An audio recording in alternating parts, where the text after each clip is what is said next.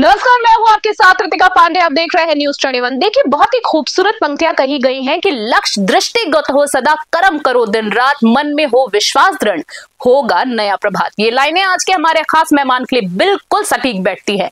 आज के हमारे खास मुलाकात के कार्यक्रम में आज के हमारे खास मेहमान हैं बीकानेर पश्चिम के विधायक श्रीमान जेठानंद जी व्यास, जिनका मानना है कि सभी को न्याय मिलने का अधिकार है और इस दिशा में विधायक जी लगातार बीकानेर और बीकानेर से जुड़ी समस्याओं के बारे में प्रयासरत हैं।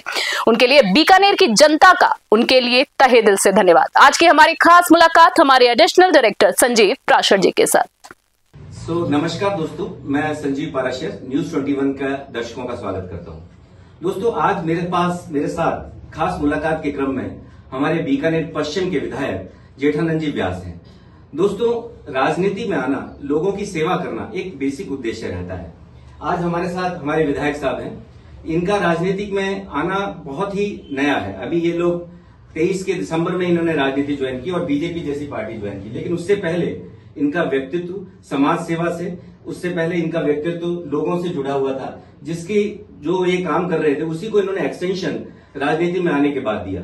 मैं सर का बहुत बहुत स्वागत करता हूं। सर, बहुत बहुत स्वागत है न्यूज 21 का। नमस्कार सर, मैं पहला क्वेश्चन आपसे जानना चाह रहा था सर कि आपका व्यक्तित्व जो आप लोग लगातार संघ से जुड़े रहे, उसके बाद आप राजनीति में आए, क्या सोच थी सर आपकी?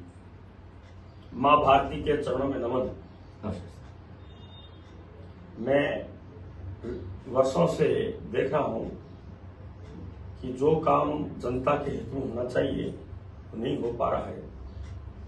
बीकानेर मैं अपने हिसाब से सोच रहा हूं कि बहुत पिछड़ा हुआ है और जब संगठन ने ऐसी आवश्यकता समझी तो मुझे मुक्त किया और मैंने भारतीय जनता पार्टी ज्वाइन की और ज्वाइन करने के बाद मुझे टिकट दी। मेरा ये स्पष्ट है कि बीकानेर का विकास होना चाहिए, जनता को पूरा यहाँ सुविधाएं मिलनी चाहिए जो है, और जो बीकानेर की समस्या है वर्षों से चली उसको हल करना।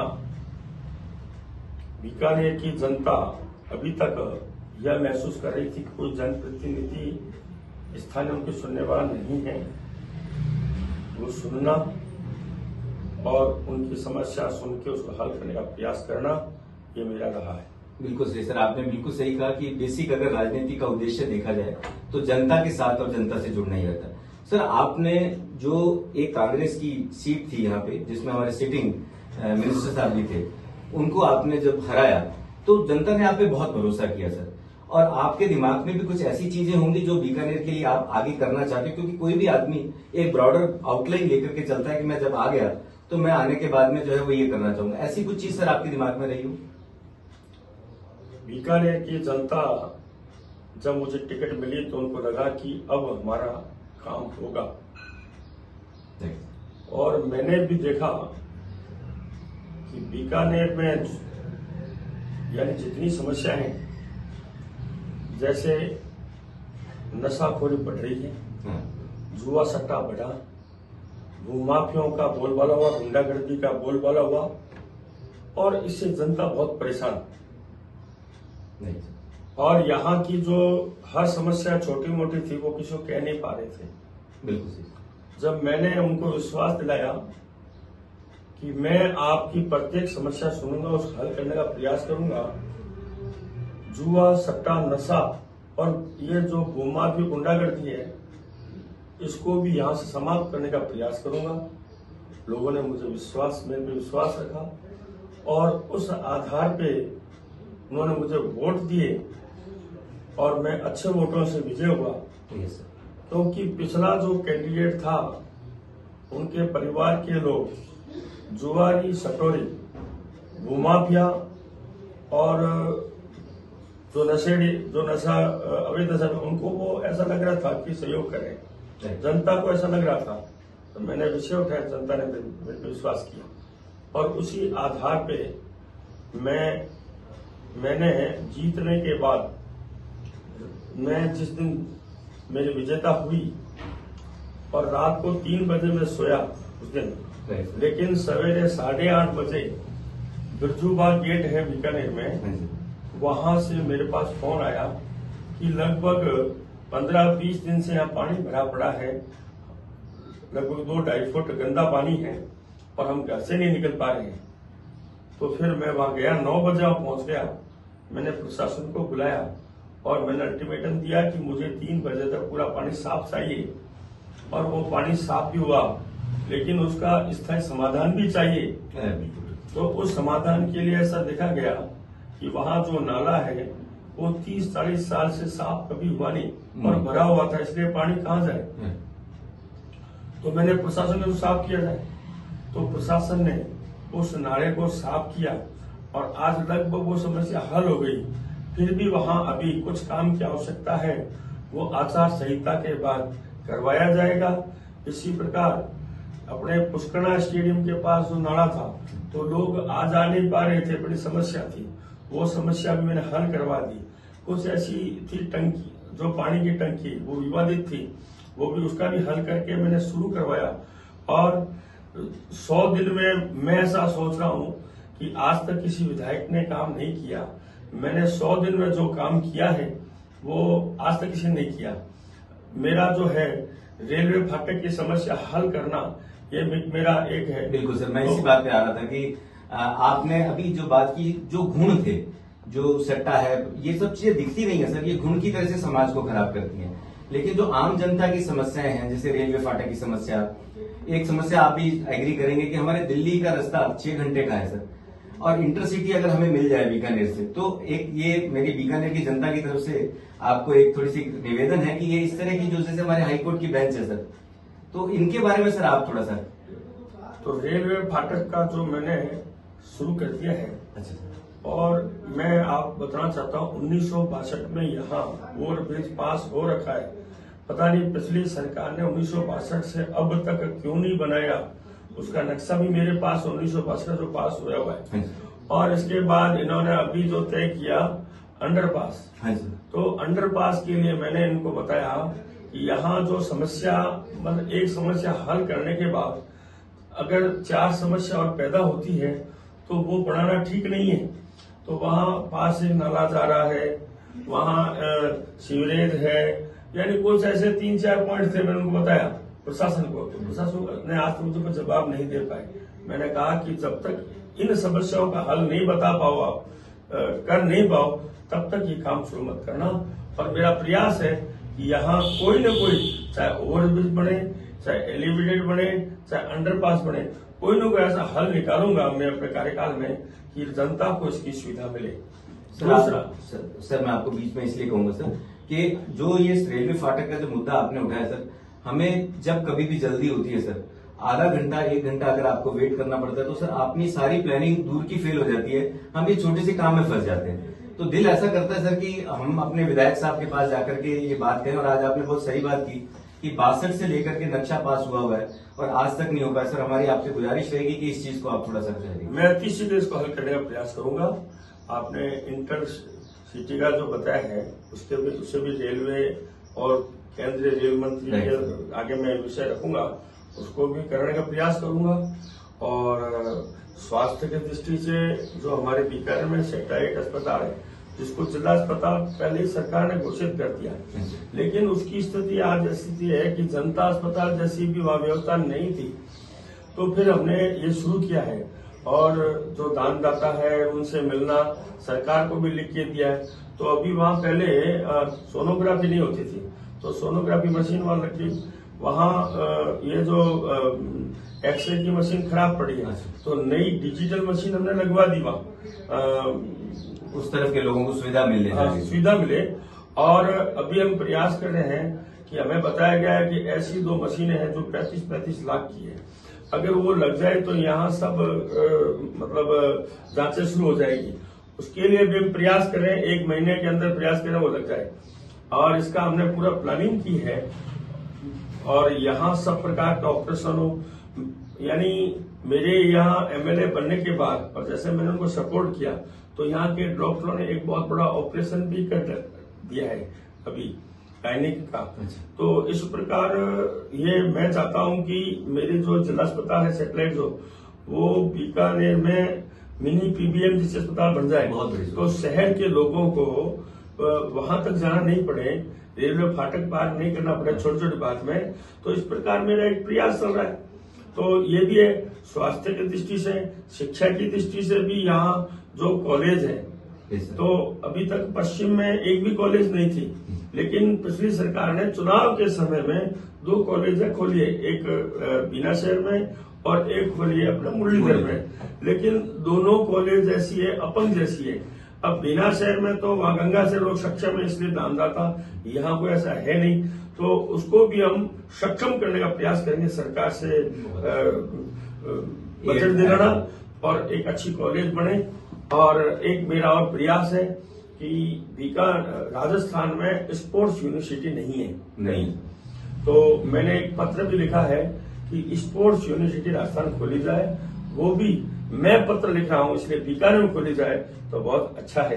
तो इसके लिए मेरा बहुत प्रयास है। नई सोच है सर आपकी स्पोर्ट्स यूनिवर्सिटी वाली, क्योंकि बीकानेर किसी वक्त साइकिलिंग के फील्ड में जो वेलोड्रम बना था, नंबर 1 वेलोड्रम था, दूर दूर तक लोग आते थे और यहाँ से हमने कई गणेश जी जैसे अंतर्राष्ट्रीय प्लेयर भी दिए। उसके अलावा बीकानेर वेट लिफ्टिंग में भी हमने बहुत से जो है वो युवा खिलाड़ी हमारी तरफ से रिप्रेजेंट किया देश का उन्होंने। तो ये स्पोर्ट्स वाली बात सर मेरे लिए भी बिल्कुल नहीं है, और आपका जो प्रयास है ये डेफिनेटली बीकानेर की जनता को ऐसा लगेगा जैसे कि ये कुछ ऐसा जो उनको डिमांड शुरू से थी लेकिन पूरा आपने किया सर। तो कोशिश आपकी जा रही है सर। एक इंटरसिटी वाली बात भी आप जरूर रखिएगा सर, क्योंकि इंटरसिटी वाली मैंने बताया ना, मैं रेल मंत्री के सामने रखूंगा, प्रयास करूंगा यहाँ से शुरू जाए। क्योंकि सर अभी डबल इंजन की सरकार जो है वो एक वर्ड यूज होता है, तो अभी हमारी ट्रिपल इंजन की सरकार है सर। हमारे जो अभी कैंडिडेट हैं, एमपी कैंडिडेट हैं, वो भी मिनिस्टर थे, अब आप भी जो है यहाँ पे हैं, मोदी जी भी हैं। तो हमारे मुझे ऐसा लगता है कि पूरी फोर्स जो है हमारी बीकानेर की जनता को सुविधाएं दिलाने में लगी हुई है। और मैं आपकी पर्सनैलिटी को, मैं अभी थोड़े दिन पहले एक वॉकथॉन थी, सुबह सुबह आपसे मेरा मिलना हुआ था। आप जी थे, इकबाल साहब अर्जुन जी थे, तो आपने सुबह 7:30-6 बजे के करीब उसका तो आप स्पोर्ट्स की दिशा में लगातार जो है प्रयासरत रहते हैं और नए लोगों को जोड़ने का मौका मिलता है। सर मेरा एक आपसे जो एक नया आप अपन बात करते हैं, जो चुनाव के अंदर आप लगे हुए हैं लगातार, बहुत व्यस्त शेड्यूल में भी आपने टाइम निकाला, मैं बहुत बहुत आभारी हूँ सर। जो हमारा नेशनल लेवल पे जो व्यू है, मोदी जी जिस हिसाब से प्रोजेक्ट कर रहे हैं कि बीजेपी के कर्म कामों को, मंदिर का विकास हो, चाहे 370 हो, तो एज ए आप बीजेपी के इस वक्त मेरे सामने एक कस्टोडियन बैठे हैं, तो इस पे आप थोड़ा सा व्यू देंगे सर। भारत में पहले जितनी सरकारें थी उनकी स्थिति, उनके प्रधानमंत्री की स्थिति अलग थी। वर्तमान में मोदी जी की स्थिति उससे अलग है। हमने देखा है कि भारत का प्रधानमंत्री जब विदेश में जाता था तो भारत का प्रधानमंत्री अमेरिका, रूस, इनके राष्ट्रपति से मिलने के लिए लालायित रहता था। स्थिति ये थी और वो पीछे खड़ा रहता था। लेकिन आज वो स्थिति बदली है। आज जब मोदी जी जाते हैं तो कई राष्ट्रीय अध्यक्ष उनसे मिलने के लिए लालायित रहते हैं और कुछ तो राष्ट्रीय अध्यक्ष उनके पैर भी छूते हैं, उनको अपना गुरु भी मानते हैं। तो ऐसा परिवर्तन हुआ है, विदेश नीति के कारण भी हुआ है और देश में एक ऐसा नेतृत्व जिसने जैसे पहले पाकिस्तान जब चाहे, चाइना जब चाहे आंख दिखाते थे, लेकिन वो भी आंख दिखाना उन्होंने बंद कर दिया। और स्थिति ये है कि जब कभी वो भेज देते यहाँ आतंकवादी, यहाँ कुछ घटा के चले जाते थे, उस पर भी कंट्रोल हुआ है। 370 धारा और 35A की जब बात होती थी तो लोग कहते थे कि अगर ये हटेगी तो गृह युद्ध हो जाएगा। लेकिन मुझे ऐसा लग रहा है कि एक भी व्यक्ति मरा नहीं और वो दोनों हट भी गए और आज वहां स्थिति भी अच्छी हो रही है। और इस विदेश नीति के कारण आज पाकिस्तान में जो लोग बैठे हैं और जो भारत विरोधी भारत विरोध ताकते हैं और पाकिस्तान अधिकृत कश्मीर में जो ले रहे हैं, उन सब की इच्छा है कि हम भारत में मिल जाएं, क्योंकि भारत का जो शासन है वो अलग प्रकार का है। मंदिर भी बना है और देखा जाए तो लोग कहते हैं महंगाई बढ़ी है।